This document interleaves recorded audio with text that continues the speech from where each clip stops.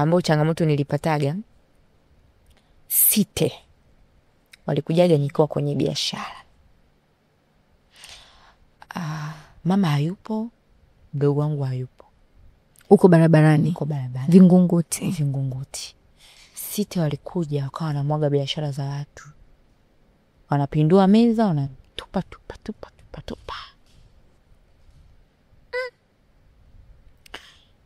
Nakumbuka nilipigwa buti. Na Site? Ukiwa mdogo? Nilipigwa hapo niko form 2, sio mdogo sana. Ila kimwili kangu sina mwili mkubwa. Nilipigwa, nilisukumizwa huko matunda, nini. Niseme uongo, ile siku nilifurahi. Ulimwambia tu hivyo, mama mimi naondoka? Mama naondoka, naenda kukaa nyumbani kwa mchungaji. Kwanza kitu ambacho nilikuwa nafikia hapo kwenye akili yangu, nikienda kwa mchungaji, nilizani nitaenda kuenjoy, nitaishi kwa amani, nitakuwa nimemaliza vitu vyangu vyote, kwa tofauti. Alichukua fagio ya wima ile ya kufagilia nje, alinipiga nayo kichwani. Nilikuwa nasikiaga tu, naonaga katuni nyota niliziona. Akanifukuza. Sina sehemu ya kwenda kulala. Kuna nyumba moja ilikuwa wazi, haijaisha. Nikalala. Kuna ile hali ya kutengwa. Yaani unajua mtu mpaka unasema mimi sipendi. Kwa mama ana hela. Kanisani natakiwa nguo.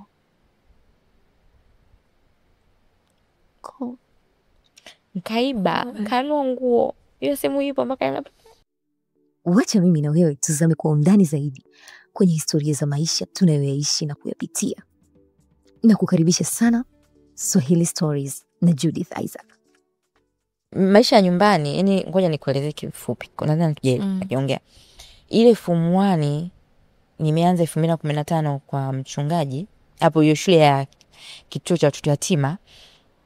Tulikuwa tunarudi kusoma, ilikuwa ni ngumu.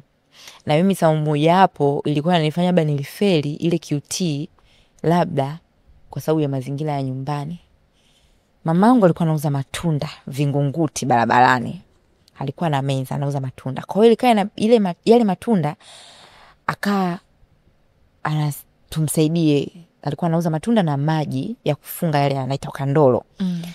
Na soda hizi Coca-Cola, sijui ni vya takeaway zile. Kwa hiyo inabidi sisi turudi shule mapema. Yaani tulikuwa tucheze. Inabidi turudi shule tukamsaidie mama kubeba vitu. Tumpeleke Vingunguti kwenye biashara. Kwa yale mazingira, ndio maana nasema sikufurahi kwa sababu mazingira ambayo nilikuwa napitia, hakuna kucheza, hakuna kusoma. Mkienda Vingunguti kumpeleka mama kwenye biashara, mnatakiwa mrudi usiku saa 4. Ndio maana nilikuwa nasema ile kauli, ukwetu sisi usiku ulikuwa ni kama mchana.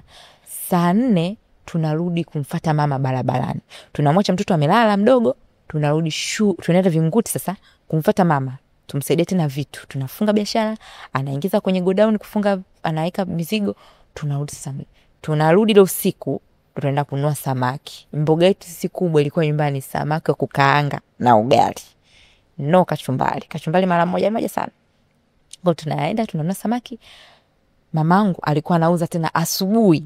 Hapo alikuwa alishachaga kwa waindi. Asubuhi anauza chapati na marage. Kwa tunatoka Vingunguti, tunapita dukani. Kuna duka ile ambapo tunajoga zinacheza kufunga. Tunanunua vitu. Tunanunua marage, tunanunua ngano. Tunarudi nyumbani. Mamangu anapika, mimi nakanda ngano ya biashara asubuhi. Nakanda ngano ya chapati. Nakanda ngano. Tunabandika marage usiku. Tunaacha jikoni analala. Hapo mmetoka Vingunguti saa 4. Tunatoka Vingunguti saa 4 usiku, tunafika nyumbani, hatuna kipindiko, hatuna gesi. Ni jiko la mkaa. Tuwashe mkaa mpaka ukolee. Sisi tunaweza kula amna saa 7 saa 8. Ndio tunakula. Mpaka mimi ngano hakuna kula mpaka ngano imalizike. Tunaenda kumwamsha sasa yule mdogo. Haje kula. Tunakula huko tunasinzia. Yaani unajua ile unakula yani umechoka, una usingizi. Mna dakika chache sana asubuhi shule. Nilikuwa kuna kipindi nilikuwa siendi shule, nilikuwa siogi. Kukurupuka hivi 1:30. Kuchelewa fimbo. Nilikuwa siogi. Na shule. Na mtu wengine shule amini mtu kama nilikuwa sijaoga.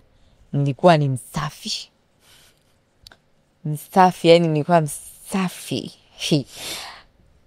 Sasa yale maisha yale ndio maana nasema sikufurahia kwa sababu kwa ilipofika form 2 sasa tuliambiwa tu huu muhula una kanseliwa. Nikaona hapa nyumbani nitafeli.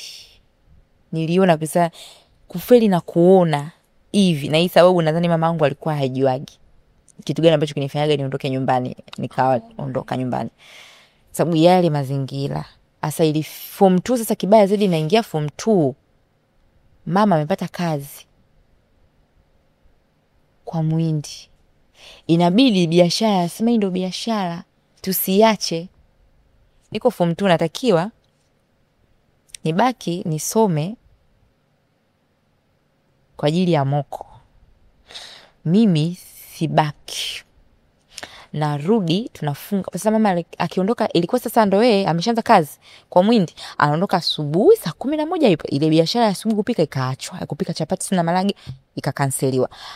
Ikabaki biashara sasa ya matunda ili isife. Mimi ndo nilikuwa naenda Stilio Temeke. Naenda asubuhi Temeke 12:00 niko Temeke Stilio naenda kule. Nanunua matunda narudisha nyumbani. Nikirudisha nyumbani ndo nioge niende shule. Nikaona maisha sitaweza kutoboa. Na nikitoka shule nirudi nifunge maji. Sababu mdogo wangu mimi wa kiume nilikuwa mbishi, ni mtundu. Kumkamata ni mbinde. Kwa akienda kucheza haonekani mpaka akatoa kula. Pale shule tulikuwa tunakula. Kwa mimi nikaa nakula, tunakula shule. Kwa bajeti ika sasa tunabana bajeti. Mdogo wangu na sisi tunaposoma ni karibu. Naambia kutoka shule njoo hapa. Yani ili zale kwa sababu mwisho wa siku mimi naingia form 2, naingia sababu si nilirudia form 2. Kurudia nikabidi nianze upya na mdogo wangu akapelekwa pale pale. Kwa mimi nikasoma tena upya na mdogo wangu. Na mdogo wako ya Form 2 tumesoma mimi na mdogo wangu tena. Sababu nilifeli.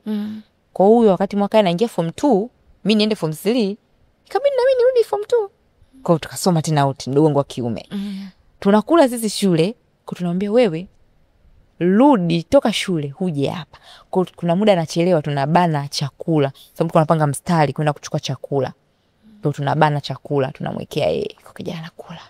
Na bahati nzuri mdogo wetu alikuwa anajulikana na walimu, kwa walikuwa hawana nguvu ya kumfukuza eti ondoka nono.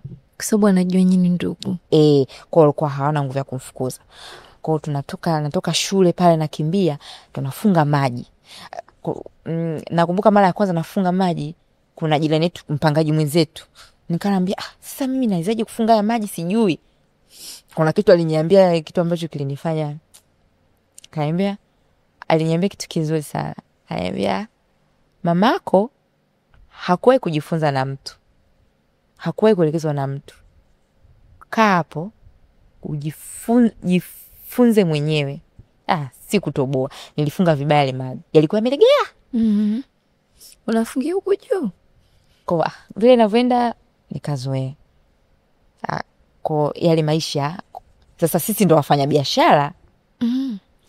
Tunatoka shule tunaingia kazini kwenye biashara. Tunafanya biashara, tunauza usiku saa 4 kama kawaida. Asa sometimes mdogo wangu wa kiume haji. Unakuwa peke yako? Nakuwa peke yangu. Afu unajua mazingira ya Vingunguti ni mateja wengi. Ndio maana nasema mamangu ameanza kufanya biashara muda mrefu, kwa ilikuwa sio rahisi mimi kufanywa kitu kibaya. Kwa alikuwa anaweza kunifanya kitu kibaya chochote. Ilikuwa sio rahisi kufanywa. Ndio kwanza walikuwa wanatusupport, wanatusaidia. Mimi nikiwa peke yangu wananisaidia. Hivyo. Kasali nikaona mstobo. Mimi ngaambia tu mama bwana, nenda kwa sasa hivi nisome. Biashara mimi siwezi. Hapo kwa form 3 baada ya matokeo form 2 kutoka. Form 2 hapo sasa kabla ya tujafanya mtihani. Sasa naona nilikuwa kule sisomi, narudi nyumbani mimi nimechoka, nalala. Nikifanya mtihani mimi nafeli. Wananiambia mzembe. Sasa shule walikuwa hawajui situation ambayo mimi napitia. Walikuwa hawajui kabisa. Unacheza sana. Ubaki jioni. Napigwa sasa ile. Kachoka sasa. Mo kwenye nimepita tu hivyo. Sijui hata nimepitaje, sielewi. Baadaye tumeenda ile biashara tumeuza sana. Sende mpaka baadaye wakaja wenzetu kujua wanafunzi walikuwa wanakaa Vingunguti wao huko. Kwa wakaja kujua kwamba ndio wakaanza kumwambia mwalimu, fika kutoka hapa, waenda kumbe kufanya biashara. Kondo na shuleni wakajua. Na ukamwambiaje mama kwamba mama sasa nataka nisome? Nimwambia mama tu. Na ulikuwa unamwambia hivyo ukimaanisha kwamba unaondoka? Kwanza sikumwambia, nilikuwa nampiga matukio. Ulikuwa na lengo gani? Ile biashara ife. Ulikuwa unataka kuwa biashara? Nilikuwa nataka kuwa hiyo biashara sababu naona mimi ninanipotezea muda. Yeye aenda kazini. Mimi nitoke shule. Niende tena huko. Narudi usiku. Sengine naenda sababu nimechelewa. Nasema leo nitachelewa. Najijua leo nitachelewa. Asubuhi natoka nyumbani na vitu. Maji au nikitoka Stilio. Uko sokoni kununua maembe, su machungwa, su nini. Natoka napeka moja kwa moja Vingunguti. Hili nikienda shule natoka na begi langu shule naenda na Vingunguti. Kwa mimi nilikuwa nauza biashara nyingine na uniform zangu za shule. Kwa sababu unafikia Vingunguti afu ukimaliza biashara Vingunguti ndio rudi nyumbani. Mkakati wako ukawaje sasa wa kupanga kuiua hii biashara hiyo matukio yako? Nilikuwa naibaya. Nilikuwa naibaya sasa. Simpelekee mama hela. Afu unamwambiaje? Sijauza. Mzigo umeisha. Na sijauza. Alikuwa anasemaje? Mwisho wa siku tukaenda kuchukua, mwanzo tulikuwa tunaoga mzigo hata 50,000. Ilienda kwa sababu mama akasema hivi, hii biashara ndio ya kula na yenu ya shule. Sababu sisi mazingira shule ya msingi mimi sijai kupewa hela. Ni ile biashara. Yani kupewa ni ile shilingi 200 au 500 na mama. Hapana. Naweza mimi shule nikaenda sina kitu. Nikakaa na njaa mpaka nakurudi nyumbani. Mama atupie hela. Kwa sasa nilipopata mmoja kufanya biashara akasema wow. Sipata chimlangu la hela mimi. Mzigo tukaanza kununua mpaka shilingi natumwa mimi chukua 3,000 kanunue machungwa 3,000. Na nikienda sokoni mimi nilikuwa mjanja kwa sababu nishajulikana. Nilikuwa mjanja yani. Katoto fulani hivyo unaona kuna mtoto yani mamako yuko wapi siku hizi? Hapo na Haji. Zile kuongea vile na watu. Sente mnapewa machungwa bure. Wengine mchumba ile. Mchumba. Napewa. Chukua leo, chukua. Napewa. Nikabidi tu ule msingi bwana usema kweli ulikufa. Ila kitu ambacho sitakuja kufanya kwenye biashara ambao changamoto nilipataga Site walikujaga nikiwa kwenye biashara. Mama hayupo, mdogo wangu hayupo. Uko barabarani? Uko barabara. Vingunguti. Site walikuja wakawa wanamwaga biashara za watu. Wanapindua meza, wanatupa.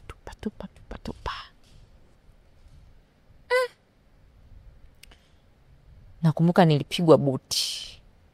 Na Site? Ukiwa mdogo? Nilipigwa hapo niko form 2, sio mdogo sana. Ila kimwili kangu sina mwili mkubwa. Nilipigwa, nilisukumizwa huko matunda nini. Niseme uongo, ile siku nilifurahi.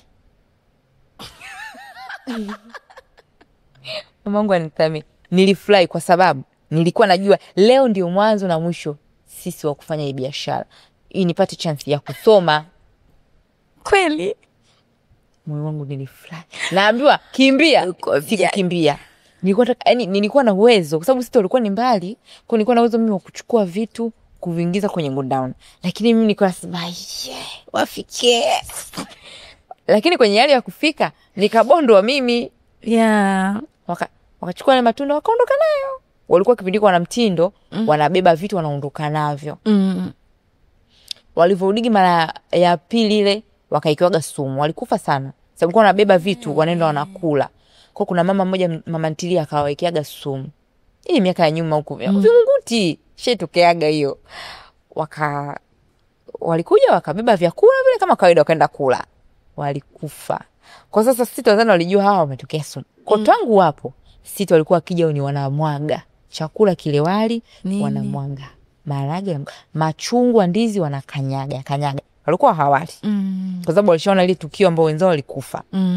Kwa wakawa hawezi kula. Kwa wakawa wanaharibu, wanamwaga, wanavunja vitu hivyo. Nilipigwa, nilisukumizwa huko buti. Ulifurahi? Nilifurahi. Kasema leo. Kwani mamangu alinisikiliza. Ndio kwanza alimuita fundi, tengeneza meza nyingine, chukua hela hii 10,000 nenda akachukue mzigo. Plani ilifeli.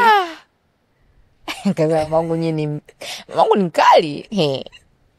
So uliwezaje kumwambia sasa kwamba mama mimi sasa ile sasa peki mahesabu vizuri.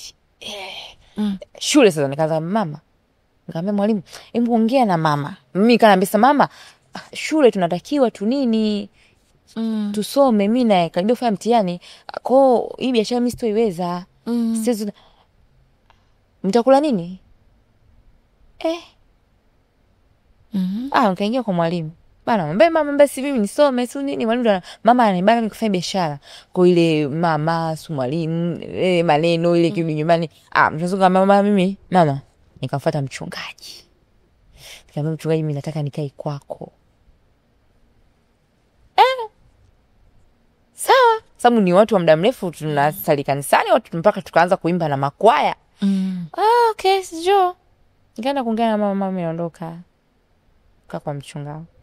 Ulimwambia tu hivyo, mama mimi naondoka? Mama naondoka, naenda kukaa nyumbani kwa mchungaji. Mchungaji kaniambia au mimi nimeamua? Mama mimi naondoka.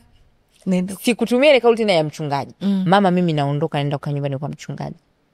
Alisemaje? Kwanza kitu ambacho nilikuwa nafikia kwenye akili yangu, nikienda kwa mchungaji kuna maisha ya raha, nitakula vizuri, nitanenepa. Sababu mimi nilikuwa yaani mwembamba. Kwa kuna kipindi mpaka upepo hivi unahisi kama unataka kuanguka. Nilizani nitaenda kuenjoy, nitaishi kwa amani, nitakuwa nimemaliza vitu vyangu vyote, nisini kwa tofauti. Mama akaniambia sawa. Mama akaja kwa mchungaji, okay. Mama akakubali. Kama kila mtoto. Kwa mimi nikaanza ile kusoma sasa. Sasa nikaona ile mazingira yale, unajua ile mazingira ya kupitia kwa sipendi kusoma, lakini kanibidi sasa nisome. Nikasema ile nilikuwa sina imani. Na mwangu kuna kaka mmoja tokaga Morogoro. Huyo bwana alikuwa anachallenge sana. Alikuwa anasema yeye amesoma. Kaambia kusoma sio kufaulu maisha. Unaweza usome ukafaulu. Mimi ndio nikasema yes.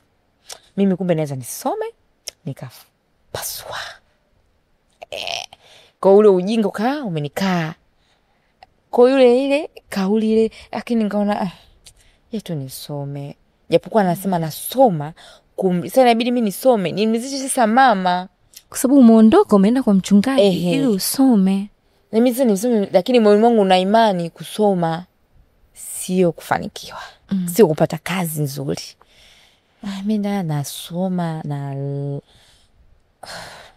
naamka usiku. Sasa maisha ya nyumbani yashani affect mimi, kulala usiku ni ngumu. Kwa mchungaji anaamka, anafanya maombi, mimi niko pale nikuta unasoma. Kwa mwisho siku ndio hivyo nikafaulu. Okay. Nikafaulu. Kwenye kufaulu nikamdi wangu akafeli. Wa kiume. Akafeli. Kwa mimi naenda 2018 form 3, mdogo wangu wa kiume 2018 ndio yuko form 2, ikabidi arudie sababu alifeli. Na wewe ilikuwa michezo mingi. Wote ndio walikuwa ndo wale. Wazee kutokupenda shule, ugomvi sababu alikuwa mtundu sana. Kesi nikapiga, mara kamvunja mtu, mara kafanya hivi. Kaanza kaudi kafaulu, kakaa pale kwa mchungaji. Kwa kata maisha ngapangumuka tu nyumbani swear. Nilipakumbuka nyumbani sana. Kwa sababu vitu vinakutana kule ni vitu mbili tofauti. Kweli? Yes. Natamani nirudi nyumbani. Ukisema vitu tofauti unamaanisha nini, vilikuwaje? Unajua mtu anaweza akakupokea kwenye maisha. Unajua unaweza kuwa kwa familia mtu mmoja akakupenda, mmoja asikupende. Yeah. Kwa kesi mara kitu kifanya kimeharibika ni Viki. Siondoki shule mpaka nifanye kazi. Kwa nikajisi kama niko nyumbani kwetu kule kwa mama yangu. Kwa sababu amna tumetofautiana labda kwenye kula. Kwa yale maisha nikakaa kaondoka. Yeah, ulicho. Nikakaa ila nimekaa nao vizuri. Hamna changamoto ni kubwa hivyo tu. Lakini sasa shule nikaa nabebwa. Mimi shule ndo ilikuwa. Sababu nakaa kwa mchungaji, nikaonekana sasa mimi ndo mtoto wa mchungaji. Mchungaji akatoa grade, hakuna kupigwa. Hakuna adhabu. Nilikuwa sipewi adhabu, mimi shule nachelewa naingia saa 4. Saa 3. Na kuna siku nikaenda kanywa zangu kistaili. Na mtoto wa mchungaji, alikuwa anasoma bodi, alikuwa amerudi likizo. Shule zinafunguliwa kani. Tukanywa. Ila ni kitu ambacho kiliniuma. So mwisho wa siku nikaonekana mimi ndo nimefundisha yule mtu kunywa vile. Pole. Kwa tukaenda kanyoa. Yeye akaondoka bodi. Mimi nikaenda shule, kaambia wewe mwenyewaje? Nini? Nikatoroka. Nikarudi nyumbani kwa mchungaji sasa. Nikafungia mlango. Kwa mwalimu akaja. Mnamlea vibaya, si mimi kwa sababu ni naniliu. Huyu ndo anakaa kwa mchungaji, anatakiwa awe ndo kiongozi kama watu wanamwangalia yeye, asinyoe hivyo. Nikaenda nikapunguza nywele, nikarudi shule, ila nilikuwa sipigi shule. Namshukuru Mungu leo nilikuwa sipigi. Kasipigi. Stress zilipungua hapo. Kidogo zilipungua. Ila kilikuwa kinaniumiza mdogo wangu wa kike. Pengine sababu mimi nahisi kwa nasema sikaribu, yani kwa anakuja pale kula. Sema sisi jana nyumbani usiku tujala, alafu nganga nyumbani nimekula usiku. Yeah. Trust me nakuelewa. Ni usiku atujala. Kwa nini?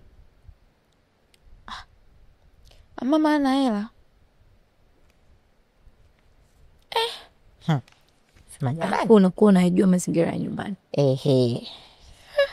Na kuna siku niliiba kwa mchungaji. Sababu sasa nikasema asa ndo nini nakaa huku mbele ya wali. Kaiba hela. Hela. Niba cha kwa sababu unajua kwa mchungaji vyakula vikosi. Niliiba. Uliiba chakula? Niwatutia mchele.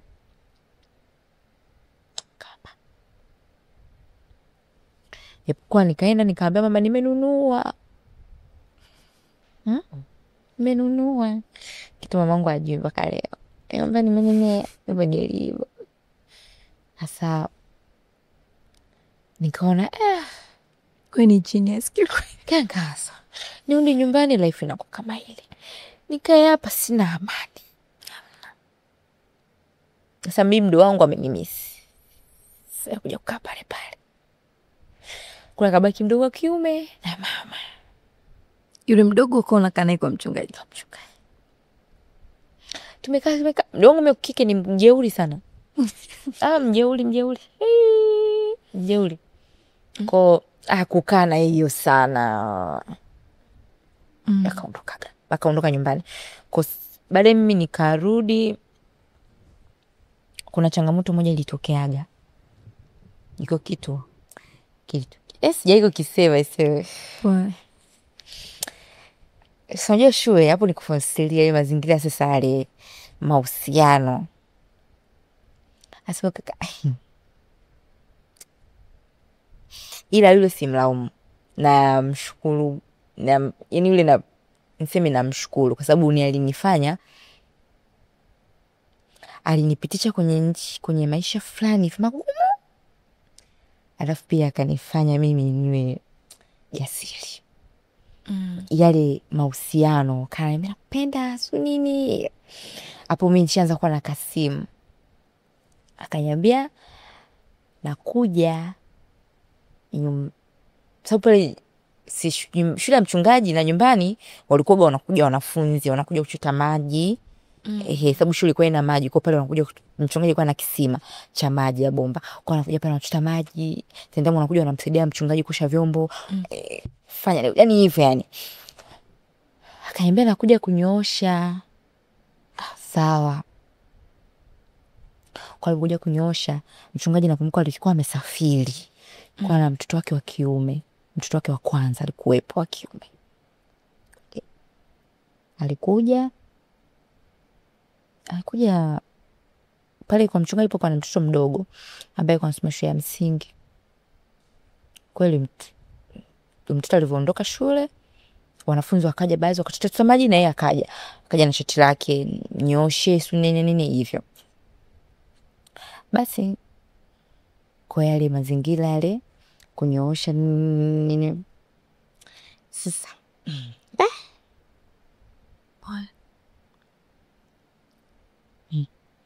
Msaidie nikisema hiki kitu. Pole. Yale mazingira sasa kanyoosha vizuri, akaingia sababu sehemu ya kunyoosha ndo kuna chumba chetu sisi watoto wa kike, nikiwa hajatoka tu kulala hivi. Kwa akaingia kule akasema navaa. Mbona suke, lakini kumbe lengo lake liko sio hivyo, kwa kama vile kuniingilia ni kunibaka. Okay.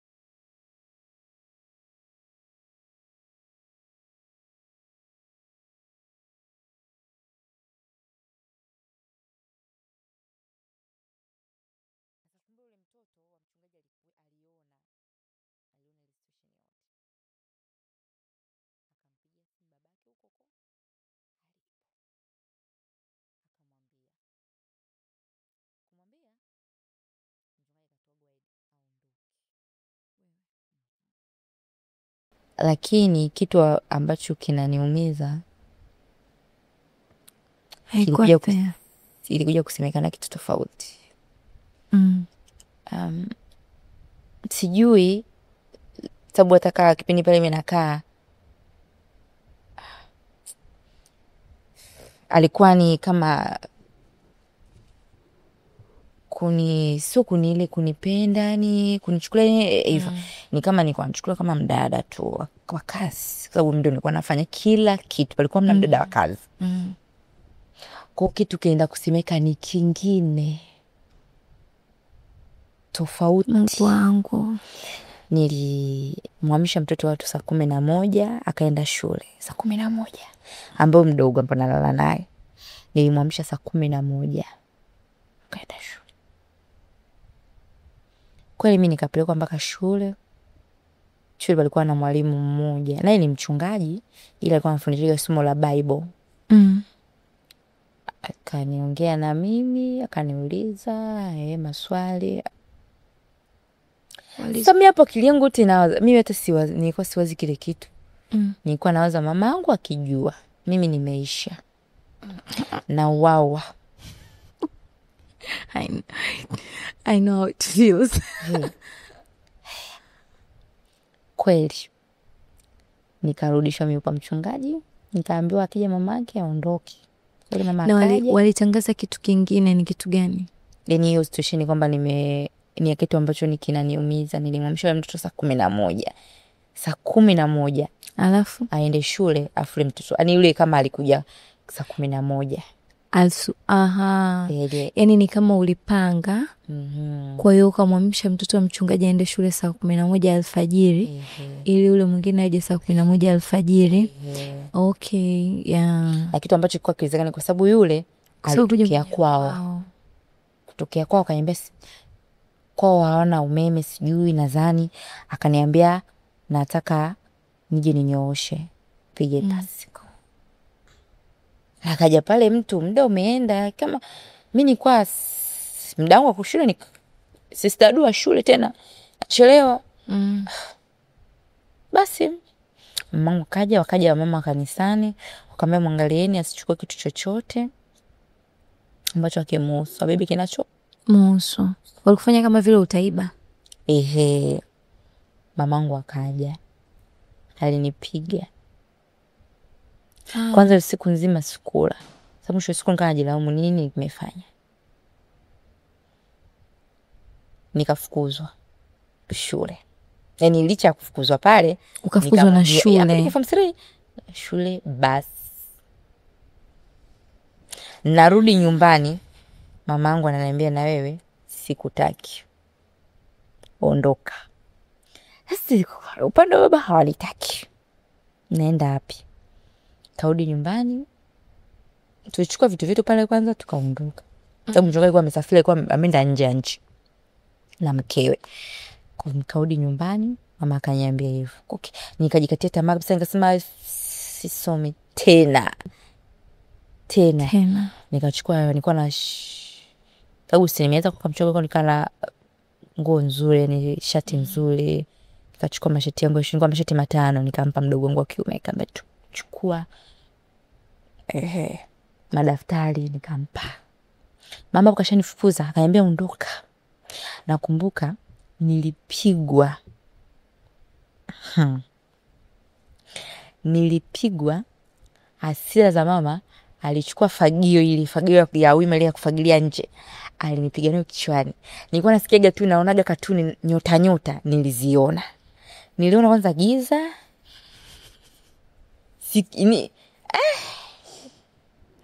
Yaani naonaga kwenye movie mtu anaona kijigongi nyota. Niliziona mimi.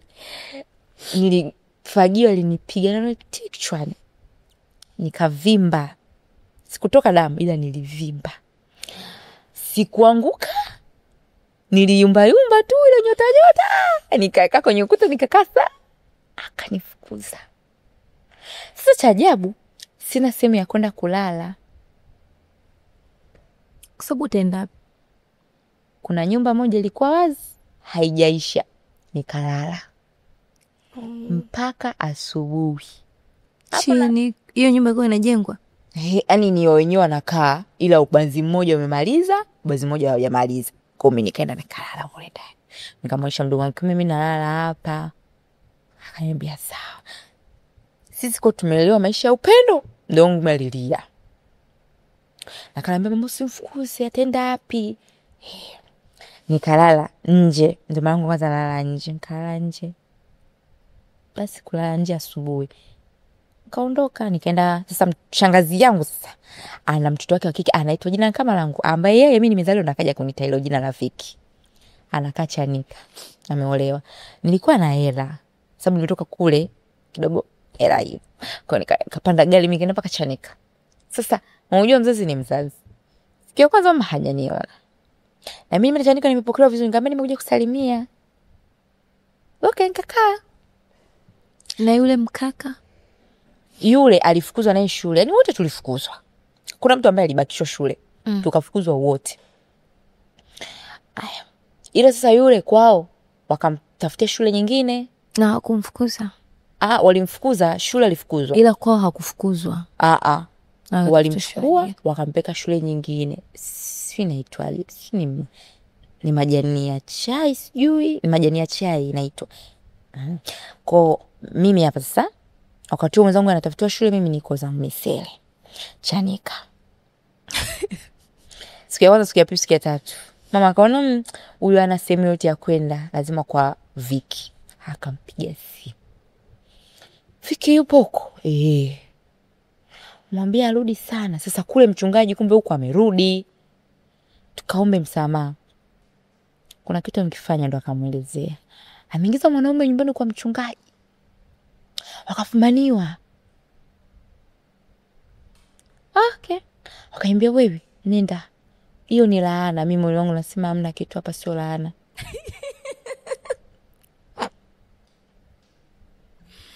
Nabisha, sio laana. Moyoni wanaongea, mimi nenda siwaelewi. Nini mkaombe msamaha? Mimi kuomba msamaha mpaka nikuombe. Baba Mungu ashuke. Hata ulikuwa unasema hivyo?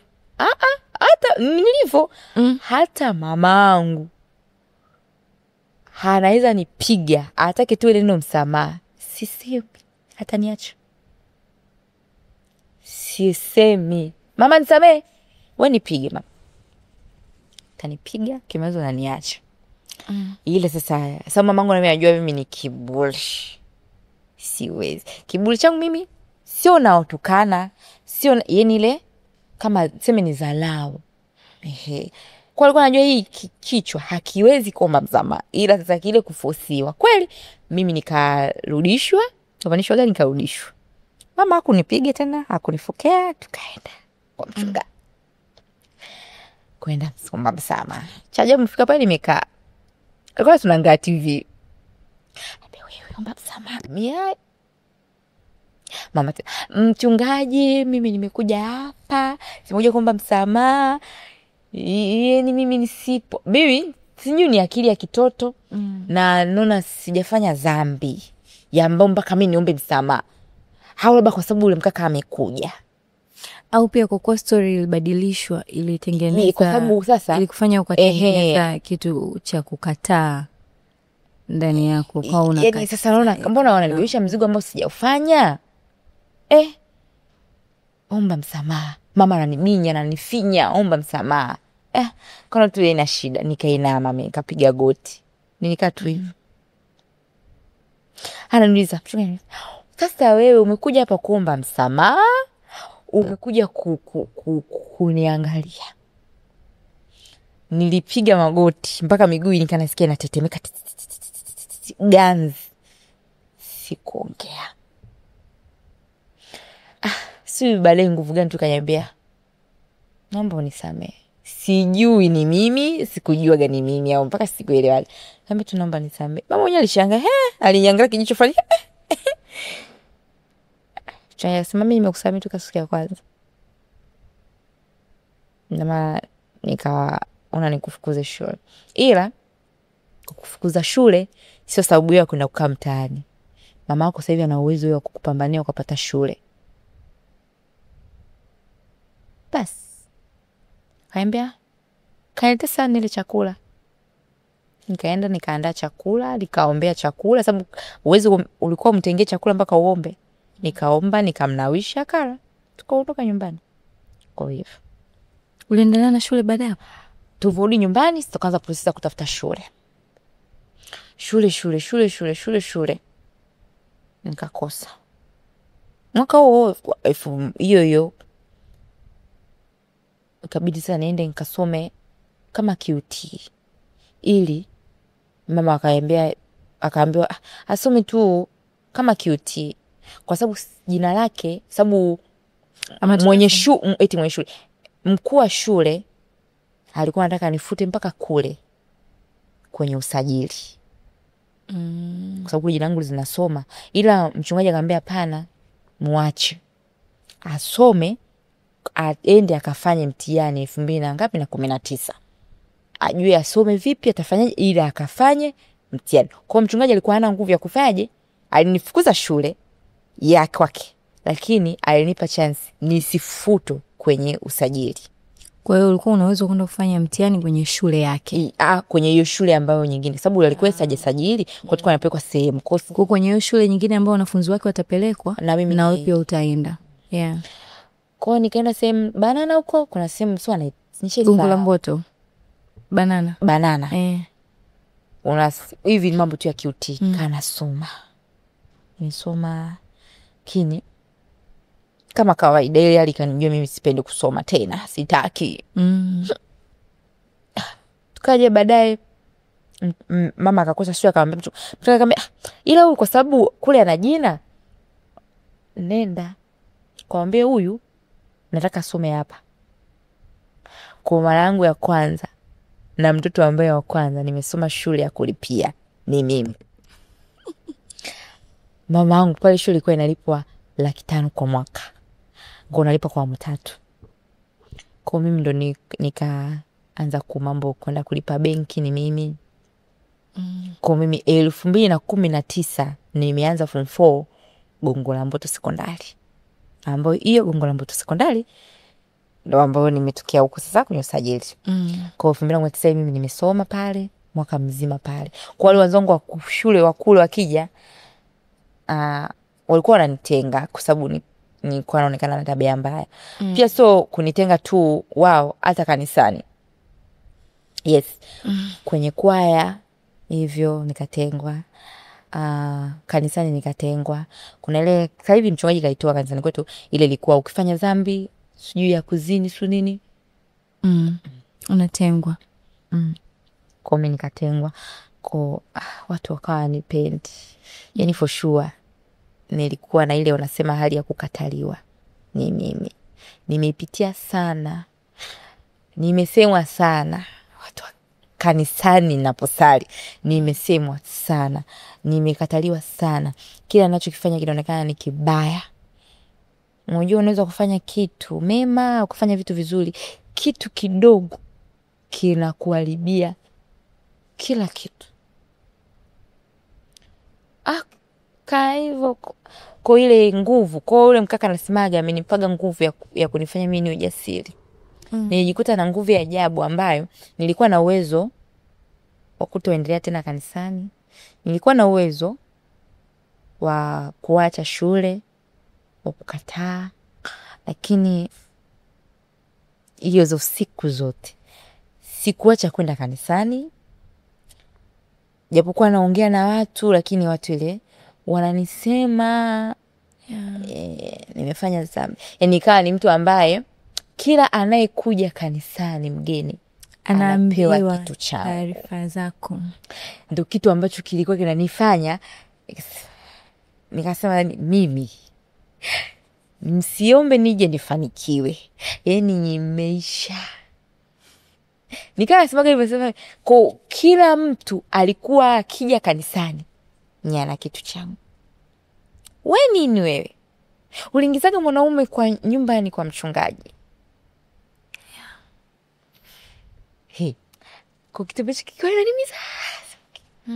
Na mimi mamangu sio mtu ambaye naweza nikaongea naye. Nilikuwa naongea mwenyewe. Sina mtu wa kumwambia. Na nadhani hii historia watu wengi hawajui. Hii mchungaji si hawajuagi, ni wachache. Ila nilizalaulika sana. Mdogo lakini nilibebeshwa vitu vya kiutu uzima. Yani ni mdogo lakini unabebeshwa vitu yani vigumu. Unajua kwenye haya makanisa ambao wanaongoza sana kwa kusemana kwa lokole, ni tunasemana sana. Kiasi kwamba mtu anakuja mgeni hakujui lakini anapewa yule. Usimwone vile. Usimwone vile, haiko vile. Alipigia fanyaga tukio hilo hapa, alizalilisha kanisa zima. Yani mtu anapewa kitu chako kama yani anakuhadisia. Sasa baadaye kuna mtu alinizoea tu lakini alijia kunihadisia like kwamba aliongea vitu vingine yani siwezi viongea hapa. Kama alikuwepo ile siku ya tukio ni vingi. Sikuwahi kumwambia mamangu mimi nasemwa hivi. Sababu unajua mimi mamangu ni mtu wa kususa. Nikimwambia mama kanisani wamesema hivi na mamangu mimi hapendi kuchafuliwa. Mamangu mimi kwanza tukio lilotokea hakubusa kanisani. Nilipita miezi mingi sana. Kwa ningemwambia na vile mamangu mimi angeniambia hata mimi hamna tena kwenda kanisani. Asa na mimi siwezi kwa sababu tena toka mdogo tena nimeshaanza kwenda, nishazoea kanisani. Hivyo kasoma Nikamaliza, matokeo yakatoka, kafaulu. Kufaulu kwenda advance. Yeah, hongera. Lakini nilikuwa natamani kapangiwa chuo Arusha, nikakataa. Mama alimlazimisha, na hii kitu hakuna mtu anayejua. Hakuna anayejua. Mama alilazimisha, nenda. Kama siendi. Hapo sasa alivyoniambia naomba siendi, nilikuwa napenda kusuka vitu vya urembo napenda. Lakini cha ajabu mchungaji yule ambaye alinifukuza shule akaniambia mimi nakulipia ada. Kasoni. Okay. Nikafuatilia VETA, nikabidi niende VETA ya Chang'ombe. Fuatilia. Mchungaji akaniambia haikuwa riski, akaniambia sina hela. Nilifuatia form, nilipia form. Kama sina hela ya kukusomesha. Alisha tu kununulia vifaa. Walitaka tu kitana, nini, rasta kidogo, vitaulo, kwa vitu vichache. Ila akaniambia hii hela ambayo nimekununulia vifaa nimekukopesha. Kwa hiyo ukae ukijua unadaiwa, una deni. Ilikuwa ni 55,000. Basi utakaa nyumbani. Mamangu ajui kitu. Ajui kitu ambacho nataka kukiongea. Maisha nyumbani magumu. Chuo nimekataa. Na sio kama nimekataa kwenda chuo. Mama ana hela. Hiyo ada tu kulipa kwenye ilikuwa ni mbinde. Tangina narudishwa shule. Hamna ada. Nazuiwa kufanya mitihani. Hamna ada. Hata nikaona nimbebe mzigo tena niende Arusha. Sina ndugu. Hada tena. Nenda pana. Basi kwa na siku nimekaa nikaona mwisho nyumbani sielewi. Ngoja nijaribu kitu. Mamangu mimi alikuwa anauza biashara huko za matunda. Yale mabeseni. Mamangu hapo sasa anafanya kazi yake kwa mwindi. Ikabidi mimi nichukue beseni moja. Nikaenda mbali na nyumbani. Nikaenda sokoni, sababu sokoni napajua. Nikanunua, nauza ile mafungu makubwa ya mboga. Kwa nauza kwa juma 500. Kwa hiyo yale 500 unayagawanyisha. Nikagawanyisha. Nikauza zangu mboga. Hakuna mtu anajua hiki kitu. Hata mamangu sijamwambia. Hakuna. Ila nienda mbali na nyumbani. Mbali na nyumbani kabisa. Yes, yani nilienda kuuzia mbali ambapo sifahamiki, sijulikani. Niliuza. Watu wananiona tu natoka usiku. Naona. Siku hizi naambiwa natoka asubuhi, naambia mimi nafuatilia tu mambo ya hiyo suka. Mamangu mimi akwa tena na busy na mimi niliuza sikukaa muda mrefu, wiki tu niliuza. Nilisema sio kitu changu. Nakumbuka usiku ila ulijaribu. Nilibeba zile mboga. Nikaa natembea kunalia. Nikasema hiki sio kitu changu. Sasa nikaa naona ile maisha ya kipindi kwanza cha shule. Mzazi anakuja anamletea mtoto wake hiki. Babake, mamake. Kwa unatamani uite mtu baba lakini hauna. Kasa laiti hapa babangu angekuwepo. Hivi vitu haba vingepungua, majukumu fulani, vitu fulani vingepungua, lakini sasa ndio hivyo. Kwa nikasema hiki kitu sio kitu changu, nikarudi. 2020 nilitafutiwa kazi ya ndani. Nilisema tu okay, sawa, naenda. Kwa mshahara 40,000. Madali. Nimeenda nimefanya ile kazi, kusema ukweli nimesema fanya ile kazi wiki. Nilishindwa. Yaani kile kitu niliona hiki sio kitu changu. Kisha siku nikaa kwenye nyumba ya watu sifanye usafi. Naamka mimi nafagia. Sasa siku hiyo mama akanipigia, tuna shida ya hela. Ule mama alimpa guide. Akaniambia ukiwa na changamoto yote sio ya nyumbani niambie. Ndio kana nenda kumwambia naomba niondoke. Kama na nyumbani wananipigia simu wana shida. Akaniambia hata hivyo nitaka nikwambie nimeona tu ufanye kazi vizuri kwa tuishi tu hapa. Akanipa hela yangu.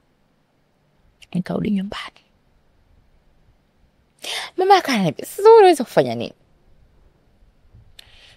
Ambaye mama mimi vitu vyangu sio kaka. Sasa nikaanza ile mtaani kusuka. 2020 vitu tototo na visuka hivyo vinakuja tu. Mimi sijajifunza kwa mtu, hamna mtu aliyonifundisha kusuka. Hakuna mtu mimi aliniambia kaa hapa sio nikuelekeze nini. Ni mimi mwenyewe. Tena kati hiyo changamoto nitokea nikumbuka tukio moja. Kwa sababu nataka kujifunza kitu kwenye Sims na Sim. Nikanikumbusha tukio moja hiko ambacho sijakielezea nikurudishe nyuma. Tukua dogo, kwetu kwa mnaga TV. Kuangalia TV kwa jirani. Kwa muda wa kula ukifika tunarudishwa. Ndani tunaenda kula kwanza. Saa mdau wangu alikuwa mbishi. Tunafukuza mbishi. Akarudi. Kiliniuma. Alichukuliwa mfupa wa nyama akarushiwa. Mpaka leo ana kovu mdogo wangu wa kiume. Nikamchana hapa shen. Kwa kile kitu kiliniuma nikasema mimi natamani sasa hivi leo miaka iliyopita mdogo wangu aliumia kwa sababu hatuna TV. Yaani walimrushia ule mfupa ukamchana na yes. Ili tuondoke asiangalie TV kwa sababu anakula. Basi kwa ili alikaniambia ikanifanya ndugu wangu miaka nyuma alicha. Mimi sasa hivi tena hapo naanza kuhangaika mtoto. Kabla tunakaa usile. Kweli nimekaa kini maisha nyumbani. Pagumu. Nikapata tena kazi mkoa. Nikabidi tena kuna rafiki yangu mmoja sasa. Ile 2020 alikuwa alifanya kazi naye sana. Anafanya kazi ndani. Nikamuuliza mama yako ni mwanao unapata kazi? Akala yuko 100,000. Nikatamani nikasema 100,000 naweza nikatoboa nyumbani. Naweza nikasaidia kitu. Kweli akaniambia nenda ni kampuni kwa ni kampuni ambayo wanachukua dada. Swahili